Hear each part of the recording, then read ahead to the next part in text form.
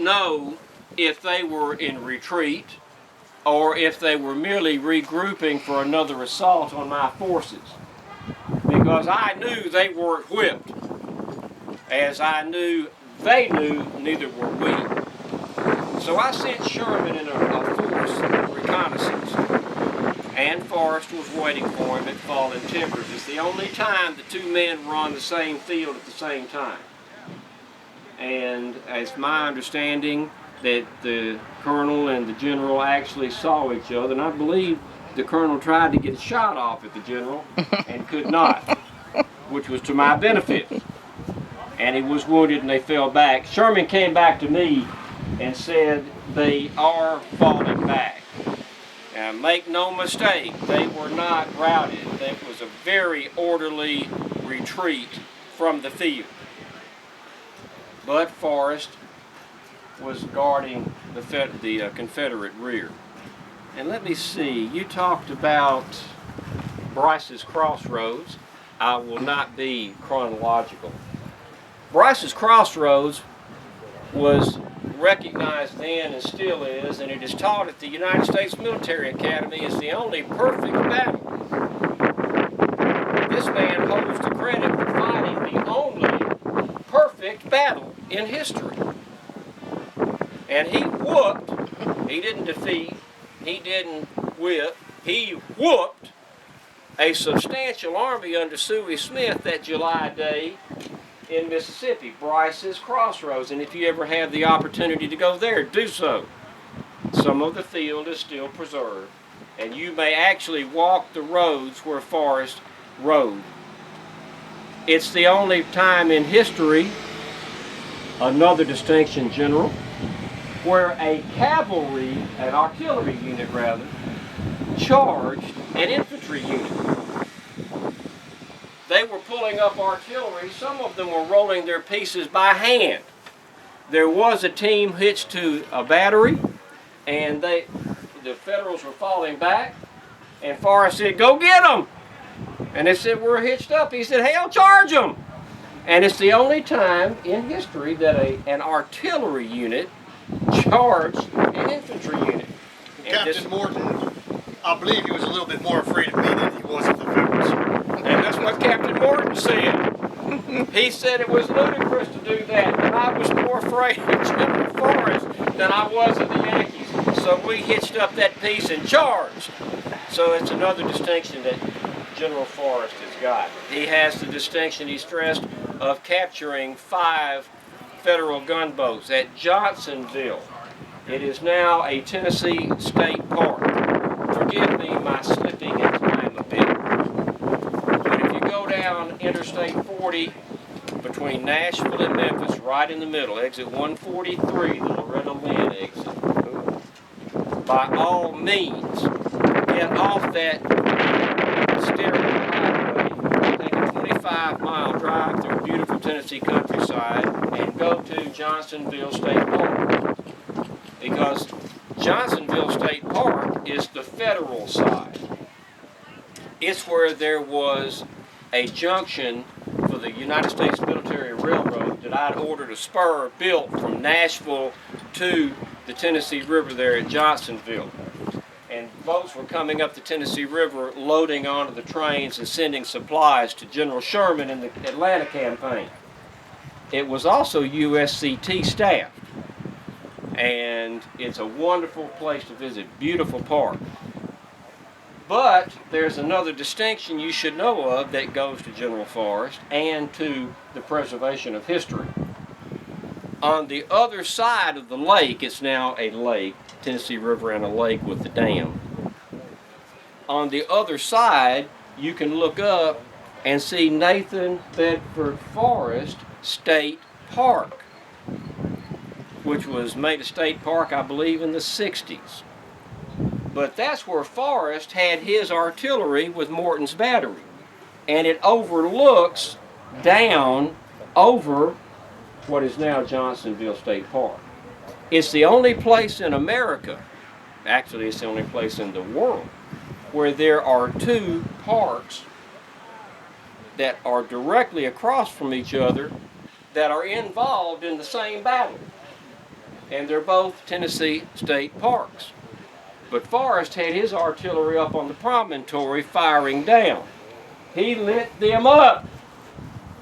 The federal commanders panicked, and they set fire to all of their ships and burned millions of dollars worth of supplies. So General Forrest has yet another distinction. He's the only cavalry commander in history to defeat a naval force in battle. Cavalry defeats Navy. Yet another accolade that I give the general. Thank you, sir. You're very kind. And a final thing I would say, perhaps there are some questions. On December the 19th of 1862, that day may not have significance to you, but I hope it will when you rise from your chairs. On December the 19th of 1862, General Forrest led a raid on Jackson, Tennessee. And General Forrest, being Colonel Forrest at that time, being who Colonel Forrest was and is, and it's a privilege to meet you, General, he attacked Jackson. Now, what's the significance of Jackson, Tennessee? It's where the Mobile and Ohio Railroad, the only northern railroad that went, or the only railroad that went from Mobile, Alabama, right straight north through Corinth, the crossroads, into Jackson, Tennessee, and up into Columbus, Kentucky. It was my main supply line coming with supplies and troops coming from the north. They would offload at Columbus, Kentucky, get on the M&O Railroad, Mobile and Ohio, come into Jackson in the North Mississippi. So I am moving on Vicksburg. Now my plan, to give you an overview, brief overview, I wanted to go down the Mississippi Central Railroad. Go to Jackson, take it, wheel to my right, go west and take Vicksburg. So I am stocking supplies in Holly Springs, Mississippi. Now that at the time was my base, because at that time I am still thinking traditional military thought. I've got to have an anchor supply base and a protected supply line. Traditional military thinking. I've got $2.5 million of supplies in Holly Springs. Everything I'm going to use to go on to Vicksburg. Now to get how much money that is in your pocket, multiply it by 25. On the 19th and the 20th, within 24 hours, two things happened to me. Half of them directly attributed to this gentleman. On the 19th of December, Forrest descends on Jackson, Tennessee, and there is a spirited fight centered around Old Salem Cemetery.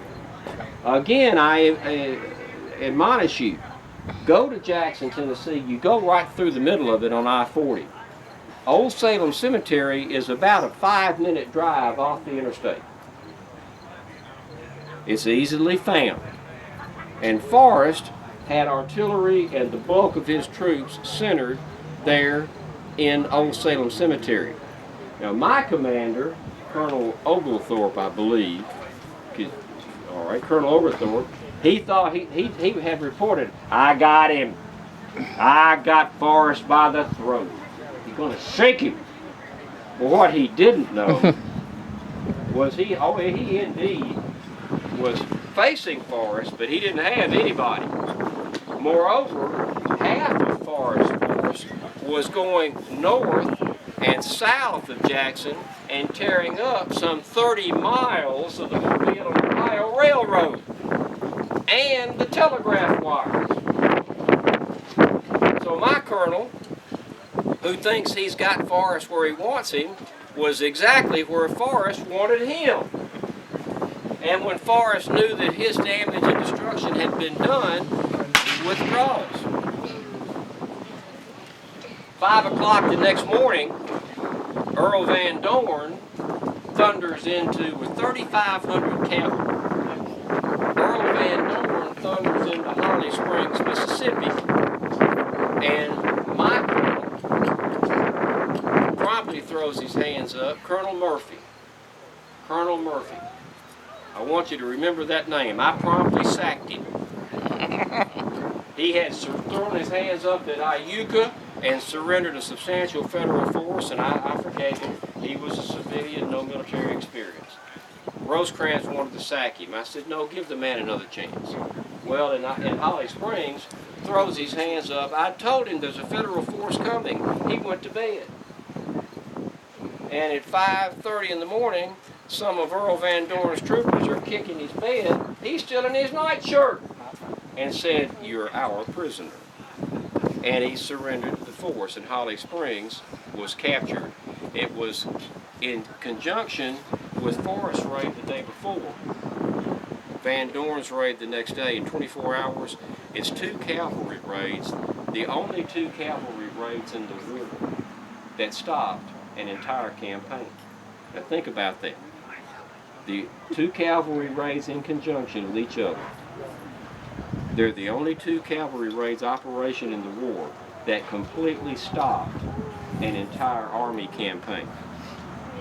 So General Forrest has much to speak well for him, and it is a privilege that our paths cross again in a peacetime situation. Nice to see you, sir, and thank you for the kind words. With that, I think we're going to have to get these horses out of here, sir. Thank you all. General.